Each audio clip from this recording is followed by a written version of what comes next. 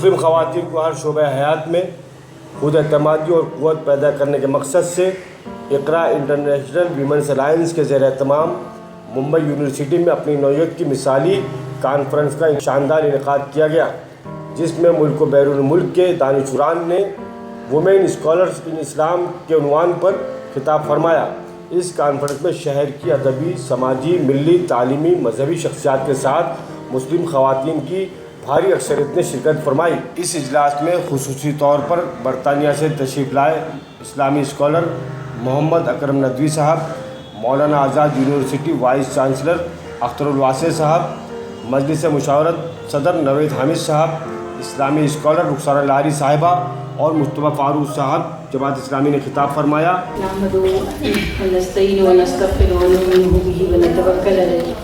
ونعوذ باللہ من شرور انفسنا ومن سیئات اعمالنا من یهده اللہ فلا مضل له ومن یضلل فلا ہادی له ونشهد ان لا الہ الا اللہ وحدہ لا شریک له ونشهد ان محمدا عبدہ ورسولہ تسلیما کثیرا کثیرا۔ آج کا ٹاپک ہے محدثات، اور جو شخصیت ڈاکٹر اکرم ندوی جن کو ہم نے مدعو کیا ہے انگلینڈ سے، تو وہ تعارف کے محتاج تو نہیں ہیں، لیکن جو ان کا کام ہے وہ اس وقت پوری دنیا میں اپنی زبان آپ بول رہا ہے۔ He is introducing himself, doctor Akram Nadvi is introducing himself, and I have seen there are some English knowing people, so I am trying to address both of the languages. Then I have gone to England, and I have seen his classes where students are coming from all Europe.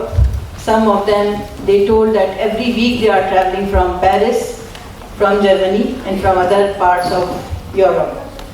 So he is such a popular person that Nauman Ali Khan in America, when he want to ask something, when he want to want to answer of any question, so he used to travel to England to ask him his queries. دوسرے ہمارے مہمان ہیں professor Akhtar الواسع صاحب، وہ professor نہیں vice chancellor ہیں جودھ پور میں مولانا آزاد یونیورسٹی کے، جو وہاں پر قیام ہے اس کے آپ وائس چانسلر ہیں۔ طلب العلم فریضۃ علی کل مسلم، ظاہر ہے کہ مسلم میں سب آ جاتے ہیں، عورتیں بھی آ جاتی ہیں، مرد بھی آ جاتے ہیں۔ اسی کے ساتھ ایک مسلم کی حدیث ہے، اذا مات انسان عملہ الامن ثلاثہ، الامن صدقۃ جاریہ او علم ينتفع به او ولد صالح له له، جس سے مراد یہ ہے کہ I will translate it in English. When an individual dies, all of his actions are cut off except three: an enduring charity or beautiful knowledge or a righteous son that would make dua for him or her. مسلم کی حدیث ہے۔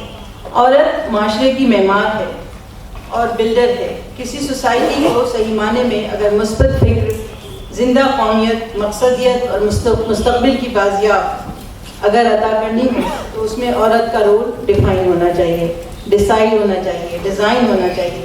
یہ بہت ضروری عمل ہے۔ قرآن کریم کی آیت وقرن فی بیوتکن ولا تبرجن تبرج الجاہلیۃ الاولی، سورہ احزاب کی آیت ہے کہ and stay in your houses and do not display yourself like that of times of ignorance۔ یہ آیت میں نے اس لیے کوٹ کی ہے کہ عموماً ہم جب بات کرتے ہیں خواتین کو کہ ان چاہیے رول کے، تو اس میں یہ آج تک اس 21ویں سینچری میں بھی ایک بہت بڑا کنفیوژن ہمارے سامنے ہے کہ عورت کے لیے یہ وقرنا فی بیوتکن یہ امپورٹنٹ ہے یا اقرا بسم ربک الذی خلق جو بھی صورت پڑھی گئی وہ امپورٹنٹ ہے۔ تو ایکچولی ہمیں یہ چاہیے کہ ہم آیات کا شان نزول پہلے چیک کریں، یہ دیکھیں۔ اور ایک بات جو بڑی ایک انگلش میں ایک پروورب ہے، لائک سینٹینس ہے کہ it is a matter of perspective, کہ ہم یہ دیکھتے ہیں کہ جو کتابیں ہیں ان کے اندر قرآن کریم کی ایک آیت ہوتی ہے اس کا ترجمہ ہوتا ہے, یا حدیث ہوتی ہے اس کا ترجمہ ہوتا ہے, لیکن انٹو بریکٹ کوئی اوپینین اس طرح کا لکھ دیا جاتا ہے جس سے ہمیں محسوس ہوتا ہے کہ یہاں پر کچھ روکنے کی بات کی جا رہی ہے, تو ہم اس پر ڈاؤٹ نہیں کرتے. ہم یہ سمجھتے ہیں کہ جو لوگ اس پورے سمجھیے کہ 150-200 سال کے عرصے میں جس میں ہمیں محسوس ہوا کہ right form of education for women, یا عورتوں کا جو رائٹ اسٹیٹس ان اسلام ہے, یا ان کے جو رائٹس ہیں, ڈیوٹیز اور ذمہ داریاں ہیں, اس پر کہیں نہ کہیں کوئی کوشچن مارک لگا ہوا ہے کہ جس میں ہمیں اپنی کلچرل آسپیکٹ اور ہماری اپنی رواداریاں اور ہماری اپنی کہنا چاہیے ہمارے اپنے نارمس جو ہیں ان کو ہم نے سیٹ کر دیا. We have decided our own boundaries on that except Islam. اسلام کی جو باؤنڈریز ہیں اگر وہ ہوں تو وہ بہت بہتر ہیں, بہت اچھی ہیں. اور مجھے بھی تھوڑی دیر پہلے میں ڈاکٹر اکرم کا جو ایک انٹرویو سن رہی تھی, اس میں انہوں نے کہا کہ عورت کو مساجد میں جانے سے بھی روک دیا گیا, عورت کے رول جو ہیں وہ ڈیفائن نہیں ہوئے. خود عورتوں کی بھی میں یہ غلطی سمجھتی ہوں کہ کچھ بھی صحیح, زمانے بدلیں گے, حالات بدلیں گے, کیسے بھی کچھ ہو, لیکن ہمیں کسی نے روکا نہیں ہے علم حاصل کرنے پر. تو کیا وجہ ہوئی کہ ہم اتنے پیچھے چلے گئے کہ آج ہم بالکل وائس لیس اور فیس لیس ہیں. میں یہاں یہ بتانا چاہوں گی کہ مصر میں نے ایک مفتیہ ہیں, مفتی خالدہ, ان سے ملاقات ہوئی.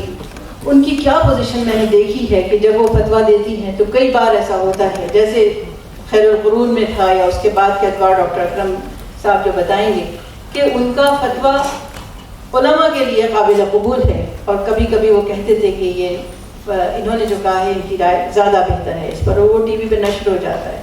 اسی طرح ملیشیا میں ہم نے دیکھا کہ بڑے بڑے گروپس ہیں, اسلامی آرگنائزیشنس ہیں, ان کی ہیڈ خاتون ہیں, وہ جب آتی ہیں تو ان کو ویلکم کرنے والے مرد ہوتے ہیں, ان کی علم کی بنیاد ہے. لیکن یہ ریکگنیشن, اس طرح کا ریکگنیشن ہماری ہندوستان میں خواتین کو نہیں ملا. اور ہم چاہیں گے کہ ہمارے جو صدر ہیں اس پروگرام کے, کیونکہ ڈاکٹر اکرم ندوی ایک انٹرنیشنل سینیریو بھی آپ کے سامنے رکھیں گے, اور یہ بھی کہ محدثات کے کیا کارنامے تھے, لیکن اپنے پریزیڈنٹ سے ہم چاہیں گے, پروگرام پریزیڈنٹ سے, کہ وہ ہندوستانی سینیریو میں مسلمان عورت کا رول اس وقت اس دور میں کیا ہو, کیسے ہو, اور کس طرح ہمیں آگے بڑھنا چاہیے. کیونکہ جیسے ہم نے کہا کہ یہ پروگرام ایک یو ٹرن ثابت ہونا چاہیے ہماری سوسائٹی کے لیے, اور اس میں ہمیں یہ طے کرنا چاہیے کہ ہم آگے کا لایا عمل کیسے طے کریں. آپ کو میں توجہ دلاؤں گا آپ طلباء اور طالبات کی کہ جب بھی کسی موضوع پر گفتگو سنیں تو اہتمام کریں لکھنے کا اور اس کو قلم بند کرنے کا, ورنہ آدمی باتیں بھول جاتا ہے. اور میرے گفتگو بہت سے نام آئیں گے جو آسانی سے انسان بھول سکتا ہے. اسی طرح میں ایک واقعہ دلاؤں گا. تابعین کے اندر صغار تابعین میں, چھوٹے تابعین میں سب سے بڑا نام ہے امام زہری کے, امام محمد ابن مسلم ابن شہاب الزہری, جن کا انتقال ہوا ہے سن 124 ہجری میں. ایک ان کے شاگرد کہتے ہیں ابراہیم سعد کہ میں نے اپنے والد سے کہا بما فاتکم الزہری, کیا بات ہے کہ زہری آپ سے اتنے آگے نکل گئے. تو انہوں نے کہا کہ بات یہ ہے کہ جب حدیث کی کلاس لگتی تھی اور فقہ پڑھائی جاتی تھی, زہری آتے تھے اور کلاس میں سب سے آگے بیٹھتے تھے اور پورا لیکچر اچھی طرح سنتے تھے. اور جب استاد چلا جاتا تھا تو زہری کلاس میں جتنے مرد ہوتے تھے ان سے مذاکرہ کرتے, ان سے بحث کرتے. پھر اس کے بعد بوڑھوں سے, اس کے بعد جو خواتین ہوتی تھی بوڑھی یا جوان, ان سے بحث کرتے, مذاکرہ کرتے. اس کے بعد زہری لوگوں کے گھروں میں جاتے, وہاں کے مردوں سے بحث کرتے, بوڑھی عورتوں سے, جوان عورتوں سے, یہاں تک ان خواتین سے بھی بحث و مذاکرہ کرتے جن خواتین کی شادی ہونے والی ہے, اور عربوں کے رسم و رواج کے مطابق وہ گھروں کے کمروں چھپائی ہوئی ہیں کہ باہر نہیں جا سکتی. ان کو کہا کرتے العواتق یا ذوات الحدود. ان لڑکیوں سے بھی جا کر کے بحث و مذاکرہ کرتے. تب جا کر قائمت اتنا پختہ ہوا, اور ان کے بارے میں کہا جاتا ہے اعلم التابعین, سارے تابعین میں سب سے بڑے عالم, سب سے بڑے جاننے والے. تو یہ بات ذہن رکھنی چاہیے کہ انسان جب بھی درس میں آئے, لیکچر میں آئے, محاضرے میں آئے تو کوشش کرے کہ علم کا کوئی حصہ ضائع نہ ہو پائے, اور اس کے بعد جو چیز سمجھنے سے رہ جائے سوال کرے, پوچھے, کیونکہ حدیث شریف میں آتا ہے انما شفاء العی السؤال، نہ جاننے کا علاج پوچھنا ہے۔ قرآن شریف میں آتا ہے فاسألوا اہل الذکر ان کنتم لا تعلمون، اگر تمہیں معلوم نہیں ہے تو جاننے والوں سے پوچھ لیا کرو۔ آج کا جو موضوع ہے اس پر تقریباً میں نے 15 سال مستقل تحقیق کی ہے، ریسرچ کی ہے، اور اس میں راتیں لگائی ہیں، دن لگائے ہیں، سفر کیے ہیں۔ ظاہر ہے کہ ان سب چیزوں کا اظہار کا موقع نہیں رہتا تھا، اس کا بہترین بدلہ تھا فرمائے اور اس کو بہتر تصحیح فرمائے۔ اس لیے کہہ رہا ہوں میں کہ تب جا کر کے تقریباً یہ 40-45 یا 3 جلدیں ہیں مرتب ہوئی، اور میرے لیے حیرت کی انتہا یہ رہی کہ تقریباً 10,000 خواتین کے تراجم اور ان کی سیرتیں اور سوانح اس کتاب میں مقید ہو گئی، جمع ہو گئی۔ 10,000 خواتین صرف علم حدیث کے موضوع پر۔ اس کا مطلب یہ نہیں ہے کہ خواتین کی ہی تعداد ہے، بلکہ تعداد اس سے کہیں بڑی ہوئی ہے۔ اور اس دوران یہ حیرت انگیز معلومات حاصل ہوئی۔ یہ خواتین وہ تھیں جو زندگی کے حاشیے پر نہیں تھیں بلکہ زندگی کے درمیان رہتی تھیں، مردوں کے ساتھ جو زندگی کے اہم مراکز ہیں ان مراکز میں ہوتی تھی۔ معاشرے میں ان کا حصہ ویسے ہی بھرپور تھا جیسے مردوں کا، مسجدوں میں، مدرسوں میں، کالجوں میں، راستوں میں، سڑکوں پر، بازاروں میں، اسی طرح سے پارکوں میں، باغات میں، جہاں بھی مرد ہیں وہاں عورتیں ہیں، علم حاصل کر رہی ہیں اور علم کو پھیلا رہی ہیں، اور زندگی کے ہر موضوع پر ان کی خدمات ویسی ہیں جیسے مردوں کی خدمات ہیں۔ وہ زندگی کی وسط میں مردوں کے شانہ بشانہ تھی، اور اس کی مثالیں انشاءاللہ آپ کے سامنے آئیں گی۔ یہ حقائق اس بات کو واضح کرتے ہیں کہ اسلام نے عورتوں کو جو عزت دی ہے وہ عزت ایسی ہے کہ ابھی تک ہم نے اس کو سمجھا نہیں ہے۔ اسلام سے پہلے وہ عزت عورتوں کو حاصل نہیں تھی، بلکہ اسلام کے آنے کے بعد بھی بہت سے علماء اور بہت سے بڑے بڑے ائمہ وہ ہیں کہ جن کی تحریروں میں آج بھی ایسی باتیں موجود ہیں جن سے عورتوں کی توہین ہوتی ہے، اور یہ واضح ہوتا ہے کہ جو مقام عورتوں کو قرآن اور خدا کے پیغمبر نے دیا ہے ان سے انحراف پایا جاتا ہے، اور اسلام کے بعد یہ چیز موجود ہے۔ اسلام سے پہلے کہا یہ ہے کہ سارے مذاہب، چاہے یہودی مذہب ہو، عیسائی مذہب ہو، جتنے مذاہب ہیں، ان مذاہب کے اندر اس کا تصور تقریباً ناممکن ہے کہ عورتیں عالمہ ہو سکتی ہیں، عورتیں راہبات ہو سکتی ہیں، عورتیں مذہب پر پابندی تو کر سکتی ہیں، لیکن مذہب کی تعلیم دیں اور مذہب کی تعلیم ان کا کردار مرکزی ہو، اس کی مثال یہودی مذہب میں ہے اور نہ عیسائی مذہب میں ہے۔ اسی طرح سے یونانی فلسفہ، بڑے بڑے فلاسفہ کو ملیں گے، یعنی ارسطو کے جو پیشرو تھے، اور ارسطو کے بعد جو لوگ آئے، ذہین ترین لوگ ہیں، انسانیت میں ذہین ترین لوگوں کا اگر فہرست تیار کی جائے تو اس میں یہ لوگ سقراط ہے، افلاطون ہے، ارسطو ہے، اور اس کے شاگرد ہیں، اور پورا یونانی تاریخ۔ لیکن حیرت انگیز بات یہ ہے کہ اتنے ذہین لوگ عورتوں کے بارے میں سخت ترین غلطیوں کے شکار ہیں۔ ارسطو کا حال یہ ہے کہ ارسطو کہا کرتا تھا کہ جب کسی کی پیدائش ہوتی ہے تو اس پیدائش میں سارا کردار مرد کو ہوتا ہے، اور عورت کی حیثیت محض جو ہے بچے کے کنٹینر یا ویسل کی ہے، عورت جو ہے کوئی کردار ادا نہیں کرتی ہے۔ لیکن حضور صلی اللہ علیہ وسلم فرمایا کہ مرد عورت دونوں برابر کا کردار ادا کرتے ہیں۔ ارسطو کا کہنا یہ تھا کہ عورتیں اس لیے نیچے ہیں کیونکہ عورتوں کے دانت کم ہوتے ہیں، حالانکہ کوئی ربط نہیں ہے، اور یہ بات بالکل غلط ہے کہ عورتوں کے دانت مردوں کے مقابلے کم ہیں۔ آج تک یہ بات محفوظ ہے، اور جو لوگ فلسفے کی تاریخ لکھتے ہیں ان کو سخت حیرت ہے کہ ارسطو جیسا محقق جو ہر بات کی تحقیق کرتا ہے، اس کے گھر میں 2 بیویاں ہیں، اس کے ایک ماں ہے، اس کے معاشرے اور عورتیں ہیں، اس نے کیسے یہ غلطی کی کہ عورتوں کے دانت مردوں سے کم ہوتے ہیں، اور یہی وجہ ہے کہ عورتیں مردوں سے عقل میں اور سمجھ میں نیچے ہیں۔ یہ صورتحال تھی۔ اسی طرح سے بعد میں ہوا خود اسلام کے اندر بڑے بڑے محققین، امام غزالی رحمۃ اللہ علیہ، جن کو بہت سے لوگ مجدد کہتے ہیں، اور میں کوئی شک نہیں اپنے زمانے کے ایک اہم عالم ہے اور ان کا نام آج تک روشن ہے، لیکن عورتوں کے بارے میں ان کی بعض تحریر ایسی ہیں جو واضح طور پر اس کی دلیل ہیں کہ قرآن کریم نے جو عورتوں کو مقام دیا ہے اور جو حدیث نے عطا کیا ہے ان سے انہوں نے اپنی آنکھیں بند کر لی ہے، اور ارسطو نے جو باتیں سکھائی ہیں اسے قبول۔ فلسفے کا اثر ان پر زیادہ ہے بنسبت وحی الہی کے۔ امام غزالی کی کتاب ہے الطبر المسبوق فی نصائح الملوک، کتاب لکھی انہوں نے بادشاہوں کو نصیحت کرنے کے لیے۔ اس میں ایک نصیحت انہوں نے یہ کی ہے کہ عورتوں سے کبھی مشورہ مت کرو۔ یہ اس نصیحت کیا ہے؟ عورتوں سے کبھی مشورہ مت کرو، جبکہ آپ کو صاف نظر آئے گا کہ خود حضور صلی اللہ علیہ وسلم نے کئی مرتبہ اپنی بیویوں سے اور عورتوں سے مشورے کیے ہیں. خود خلفائے راشدین نے عورتوں سے مشورے کیے ہیں. امام غزالی فرماتے ہیں عورتوں سے مشورے مت کرو, اگر عورتوں سے کبھی کوئی رائے لو تو جو عورتیں کہے اس کو الٹا کرو. یہ نبی کا اس کتاب کے اندر موجود ہے. جب اگر عورتوں سے کوئی مشورہ لینا پڑ جائے تو جو کہیں. امام غزالی رحمہ اللہ تعالیٰ has mentioned in this book ut-Tib المسبوق, don't consult the women, don't take advice from them, but if you consult them then do opposite of what they advise, just opposite of that. عورتوں سے مشورہ ہرگز مت لو. پھر وہ لکھتے ہیں مزید تفصیل, کہتے ہیں خلاصہ یہ ہے کہ دنیا کے اندر جتنی خرابی ہے, جتنی برائی ہے, مردوں پر جو مصیبتیں آتی ہیں, جو پریشانیاں آتی ہیں, اس کی اصل وجہ عورت ہے.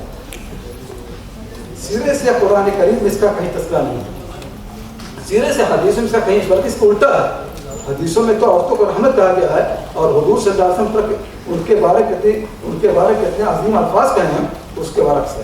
یہ چیزیں آپ کو ہمیشہ ملیں گی مسلمانوں کی بھی تاریخ میں اور غیر مسلموں کے بھی, اور آج تک صورتحال ہے. آج عورتیں متاثر ہیں کہ یورپ میں, امریکہ میں, اور بلکہ ہندوستان کے اندر بھی اور مسلمان معاشرے کے اندر بھی عورتوں کی اہمیت ابھر رہی ہے. لیکن دھوکے میں نہیں آنا چاہیے. یہ جو اہمیت ابھر رہی ہے اس کے پیچھے نہ کوئی اخلاص ہے اور نہ عورتوں کے مقام سے واقفیت. اس کی وجہ زمانے کا رجحان ہے اور فیمنزم کے اثرات اور دباؤ. تو جہاں پر مرد دباؤ محسوس کرتے ہیں وہاں پر عورتوں کے مقام کے اعتراف پر مجبور ہیں. جہاں وہ دباؤ محسوس نہیں کرتے ہیں وہاں پر وہی صورتحال اپنے گھروں کے اندر, اپنے معاشرے کے اندر. حضور صلی اللہ علیہ وسلم نے جب عورتوں کے مقام کی بات کی ہے وہ بات کسی معاشرے کی پیداوار نہیں تھی, وہ سراسر احکام حکم الہی تھا اور قرآن کریم کے فرمان کی تعمیل تھی اور اس کا نفاذ تھا. آپ کے عمل میں کبھی نفاق نہیں آیا.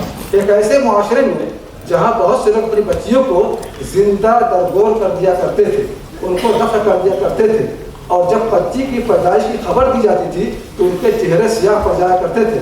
ایسے معاشرے کے اندر نبی کریم صلی اللہ علیہ وسلم نے عورتوں پر جو کام کیا ہے اور ان کی جس طرح اہمیت واضح کی ہے, حیرت انگیز چیز ہے اور بالکل انفرادی ہے. اس کی کوئی مثال انسانی تاریخ میں تلاش کرنا ناممکن ہے. حضور صلی اللہ علیہ وسلم کے سامنے ایک صحابی آئے اور ان کی لڑکی آئی تو اس کو انہوں نے زمین پر بیٹھا لیا, اور جب ان کا بیٹا آیا اس کو اپنی گود میں لے لیا. آپ نے فرمایا حل لا سویت بینہما, تم نے دونوں کے درمیان مساوات کیوں نہیں کی. اسی طرح تو حضور صلی اللہ علیہ وسلم جب نماز پڑھانے آیا کرتے تھے تو کبھی کبھی اپنے نواسے حسن یا حسین کو کندھے پر بیٹھا کر آتے تھے اور کندھے پر لے کر کے نماز پڑھایا کرتے تھے. جب سجدے میں جاتے تھے تو اتار کر بیٹھا دیتے, پھر اٹھتے تو ان کو کندھے پر سوار کر لیتے. یہی آپ کا رویہ تھا آپ کی نواسی امامہ بنت ابی العاص کے ساتھ, اس کے ساتھ یہی کیا کرتے تھے. یہ آپ کا پورا معمول تھا. حضور صلی اللہ علیہ وسلم نے عورتوں کو علم حاصل کرنے کے مواقع مردوں سے زیادہ دیے. آپ کی مسجد میں جہاں مرد علم حاصل کرتے تھے عورتیں شریک ہوتی تھیں. عید کی نماز میں جہاں مرد آتے تھے آپ عورتوں کو بھی نصیحت کرتے, فرماتے کہ ضرور حاضر ہوا کریں. پھر عورتوں کو آزادی تھی کہ آپ کے گھر میں آ کر کے آپ سے خصوصی سوال کریں. اس کے بعد آپ نے مدینے کے اندر مختلف گھروں میں صرف عورتوں کے لیے سیشن بنائے, حلقے بنائے.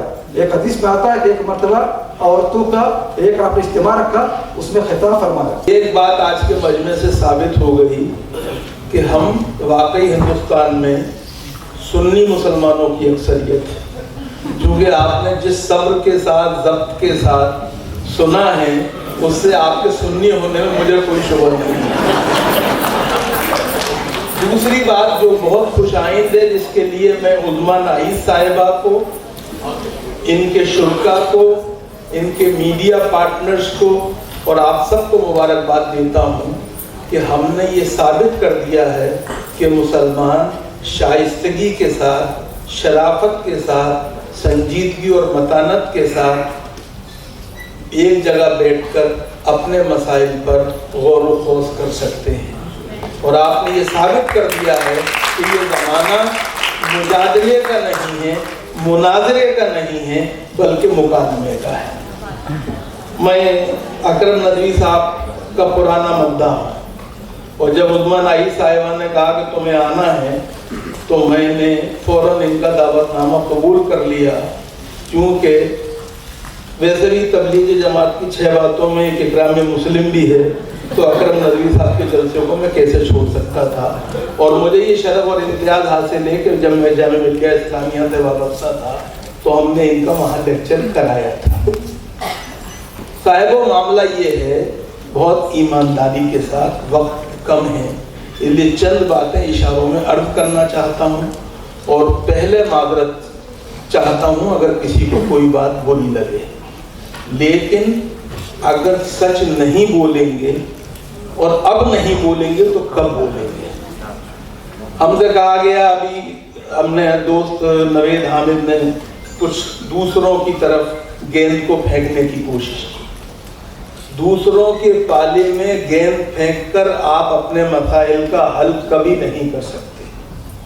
ہمیں نہیں بھولنا چاہیے، ہماری پرابلم یہ ہے کہ ہم مسلمان قرآن کو مانتے ہیں، قرآن کی نہیں مانتے. ہماری پرابلم یہ ہے کہ جتنے اپنے کرنے کے کام ہیں وہ ہم نے سب اللہ کے سپرد کر رکھے ہیں، اور جتنے اللہ کے کرنے کے کام ہیں وہ اپنے ذمہ لے رکھے ہیں. یہ ہماری بنیادی خرابیاں ہیں جن پر ہمیں غور کرنا چاہیے.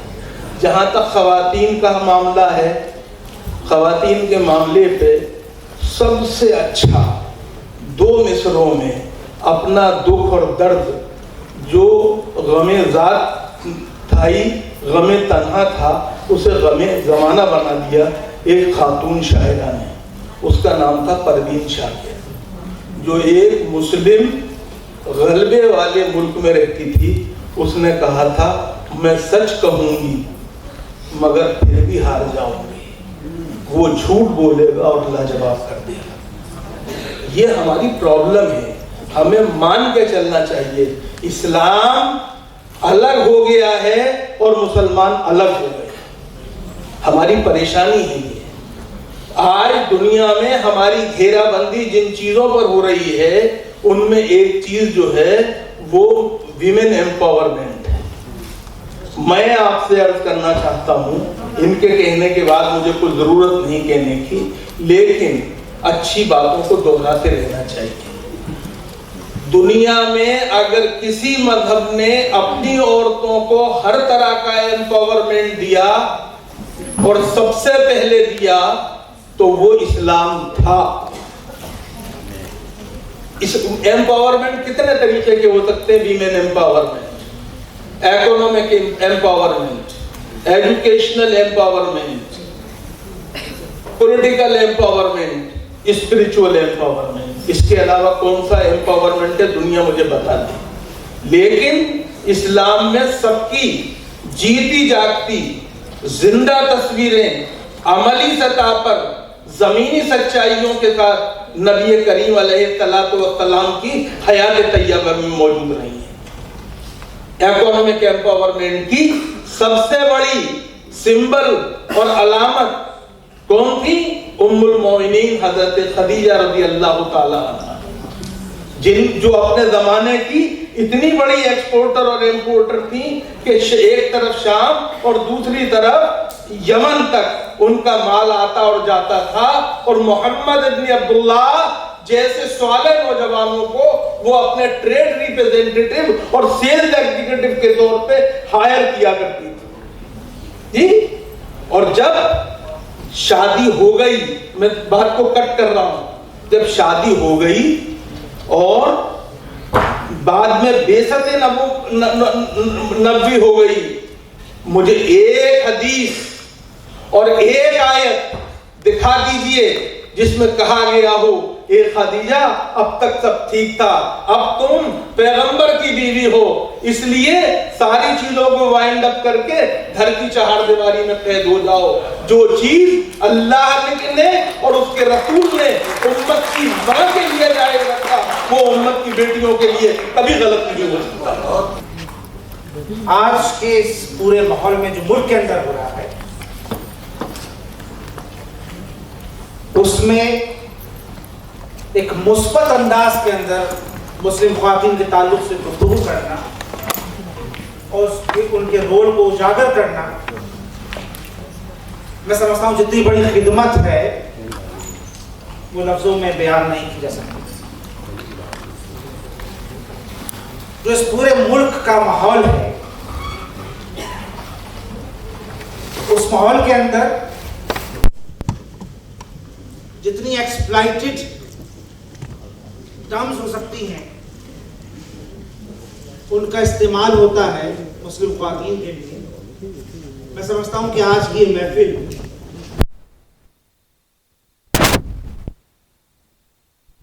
جہاں اختر واسع صاحب بیٹھے ہو تو جن بلٹ پوائنٹ میں جواب دیتے ہیں ان سب سے آج ان تمام اصطلاحات سے آپ مستفید ہوں گے، محظوظ ہوں گے، مجھے پورا یقین ہے۔ میں بہت زیادہ اپنے کے بیچ اور آپ کے بیچ وقت نہیں لوں گا۔ 3-4 باتیں میں آپ کے ذریعے ملک کو کہنا چاہتا ہوں۔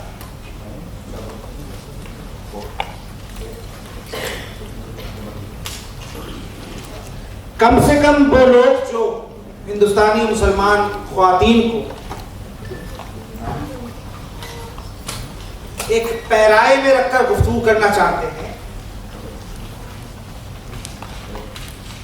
وہ تاریخ اسلام کو ذرا پڑھ لیں اور سمجھ لیں، اور یہ بھی سمجھ لیں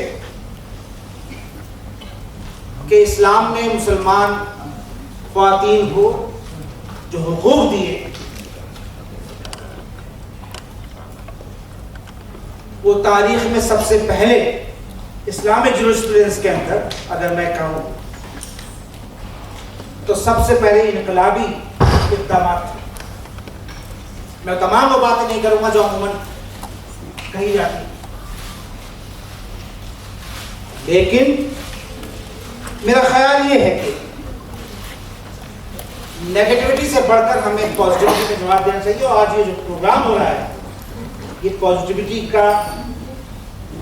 کے انداز میں جواب دینے کا پروگرام ہے۔ ہمیں گھبرانے کی ضرورت نہیں، ان کا کام ہے پریشرائز کرنا۔ جو پوری ملک کے اندر ایک سیاست چل رہی ہے، that is politics of pressure, it is a game of nerve. جہاں جہاں آپ کے کمزور پوائنٹ ہو سکتے ہیں وہ اس کے اوپر حملہ کرنا چاہتے ہیں، لیکن میں بہت وثوق کے ساتھ، بہت اطمینان کے ساتھ یہ بات کہنا چاہتا ہوں کہ ہم اس قوم کے وارثین میں شامل ہیں جو گھبرانے والی نہیں ہے، اور ہمیں معلوم ہے کہ ہمارے ہاں ماں کا رتبہ کیا ہے۔ جب ماں کا رتبہ ڈیفائنڈ ہو گیا کسی مذہب کے اندر تو کوئی آدمی اور کوئی تحریک اور کوئی نظریہ ہمیں خواتین کے حقوق کے تعلق سے سبق دینے کا ان کو کوئی حق نہیں۔ میری اپنی رائے یہ ہے، اندر جو ہمارے تھوڑی سی کمیاں ہیں، مسئلہ بورڈ کے بڑے ذمہ دار یہاں بیٹھے ہوئے ہیں، میں اس پلیٹ فارم سے یہ بات کہنا چاہتا ہوں کہ ان کمیوں کی طرف ہم ذرا دیکھیں۔ بہت میں اشارہ گناہوں میں بات کرنا چاہتا ہوں، اور بھرپور انداز میں ہمیں جواب دینا چاہیے کہ ہم اپنی کمیوں کو نمٹنے کے لیے خود تیار ہیں۔ اگر ہمارے اندر یہ ول پیدا ہو گئی تو کوئی آدمی ہمیں ٹیڑھی نگاہ سے نہیں دے سکتا۔ خواتین و حضرات، ایک لمبی فہرست ہے مسلم خواتین کی اسلامی تاریخ میں جنہوں نے اپنا رول پلے کیا۔ میں عثمان ناہید صاحبہ سے درخواست کروں گا کہ آئیے یہ کوشش کریں اکرم نبی صاحب کی सरपरस्ती में ये कोशिश की जाए कि हिंदुस्तान में तमाम ऐसी मुस्लिम ख्वातीन जिन्होंने अपने अपने फील्ड के अंदर नुमाया काम किए हैं और इंसानियत को राह दिखाई है, उन सब के ताल्लुक से कहीं कुछ लिखकर कंपाइल किया जाए ताकि उन नाक़िदीन को एक जवाब मिल सके जो हमेशा ये कहते रहते हैं कि मुस्लिम ख्वातीन के साथ इस्लाम इंसाफ नहीं करता। ख़वातीन व हज़रात, अस्सलामु अलैकुम व रहमतुल्लाहि व बरकातुहू। अभी नवीद हामिद साहब जो बात कह रहे थे, हिंदुस्तान एक ऐसा मुल्क है जहाँ बहुत मौक़े हैं मुस्बित, पॉजिटिव जो कहा मौलाना अली मियाँ अबुल हसन अली नदवी साहब जब बाहर लोग जाते थे, नदवा के स्कॉलर्स या कोई भी, तो कहते थे हिंदुस्तान एक ऐसा मुल्क है जहाँ आप इल्म तो हासिल करिए, बाहर ज़रूर जाइए, मगर यहाँ आके काम करिए। सब कॉन्टिनेंट, इंडिया इज़ अ सब कॉन्टिनेंट। और जो ख़वातीन की हालत है उसे अगर हम नहीं सुधारेंगे तो क्या जवाब देंगे अल्लाह ताला को? पुरसिश होगी हमारी इस बात पे कि तुम्हें उस मुल्क में भेजा गया था जहाँ बड़ी बुरी हालत थी ख़वातीन की, और जो हम पर उंगलियाँ उठाते हैं उनकी ख़वातीन की, उनको हमने राह नहीं दिखाई। जो रोशनी हमारे पास थी, न खुद उससे रोशन हुए उस चिराग से, न उन तक ले गए। वरना जिसको कहा गया है कि जौक दर जौक लोग आते इस दीन की तरफ, सबसे ज़्यादा ख़वातीन आती हैं जो जहेज में सताई जड़ाई जा रही हैं, जिनका इन्फेंटिसाइड हो रहा है, तमाम चीज़ें, उसको दोहराना नहीं चाहती हूँ। वो तमाम प्रॉब्लम्स जो इस मुल्क में हैं और फिर पूरी दुनिया में हैं, जो फेमिनिस्ट ट्रेंड एक चला है, इस्लाम से ज़्यादा किसने औरत को बुलंद मर्तबा दिया। एक किताब द रिकंस्ट्रक्शन ऑफ इस्लाम, अल्लामा इकबाल की मैं पढ़ रही थी, उसमें उन्होंने लिखा है एक जगह कि अगर मुझे मालूम ना होता कि अल्लाह ताला एक हस्ती है तो कुरान पढ़ के, कुरान पाक के मुताले से लगता कि ये किसी औरत का लिखा हुआ तो नहीं है। इतना फेवर में उसकी बात है। हज़रत उमर रज़ी अल्लाह ताला अन्हु फरमाया करते थे कि हम डरते थे वही आने के बाद कि कोई और हुक्म ना आ जाए, हम अपनी औरतों से डरते थे कि और कोई हुक्म ना आ जाए उनकी सरबलंदी का। तो ये चीज़ें सबको मालूम है जो यहाँ बैठे हुए हैं। असल चीज़ है प्रैक्टिस, काम करना। आमनू व अमिलुस सालिहात, एक चीज़ को तो हमने अपना लिया है आधे, और आधे हिस्से को बिल्कुल अधूरा छोड़ दिया है। उदखुलू फिस्सलमी काफ़तन, पूरा का पूरा दाखिल होना है हमें। आमनू व अमिलुस सालिहात, अमिलुस सालिहात का जो हिस्सा है वो बिल्कुल खाली पड़ा हुआ है। ख़वातीन अगर नहीं आएंगी, जो मुआशरे की रीढ़ की हड्डी हैं, मैं कहती हूँ, हुज़ूर अकरम सल्लल्लाहु अलैहि वसल्लम ने फरमाया कि ये कमज़ोर बनाई गई थी मगर मर्दों के अपनों पे हुकूमत करने लगी। वो अल्फाज तो मैं नहीं कह रही हूँ, मफ़हूम बता रही हूँ हदीस शरीफ का। क्योंकि जो ख़वातीन को जो अंदरूनी ताकत दी गई है, बर्दाश्त की, पेशेंस की, अल्लाह ताला ने फरमाया कि मैं 70 माओं से ज़्यादा चाहता हूँ। बाप को नहीं कहा, मैं 70 माओं से ज़्यादा अपने बंदों को चाहता हूँ। माँ, जो ऐसा भी फरमाया कि माँ के दर्जे के बाद तो कुछ रह ही नहीं जाता है, लेकिन हमने माँ बन के क्या किया। वो अंबिया कराम जो तरबियत याफ्ता थे अपनी माओं की, उनके गोदों से निकले। औरत नबिया नहीं हुई मगर उसकी गोद में अंबिया कराम पले, बड़े बड़े उलमाए कराम पले। यहाँ पे आज़ादी में जिन लोगों ने हिस्सा लिया, जिसको हिस्ट्री से खुर्चा जा रहा है, हटाया जा रहा है, अम्मा भी उसी की एक मिसाल है। ऐसी ख़वातीन हिंदुस्तान में हुई हैं जिनके गोद में ऐसे जयाले उठे हैं जिन्होंने क्या क्या काम किए हैं, हिंदुस्तान की आज़ादी में क्या काम किया है। ये कौन याद दिलाएगा, कौन कहेगा, कौन इन चीज़ों को दोहराएगा। हमने तो सुना था कि तारीख़ हमेशा दोहराती है अपने को, तो इस तारीख़ को ख़वातीन नहीं दोहराएंगी तो बहुत मुश्किल हो जाएगा, क्योंकि सूरह तौबा में है कि मुस्लिम मोमिन मर्द और मोमिन ख़वातीन औरतें नेक कामों में एक दूसरे की मददगार हैं। हमें मदद करनी होगी अपने मर्दों की, मर्दों को ख़वातीन की।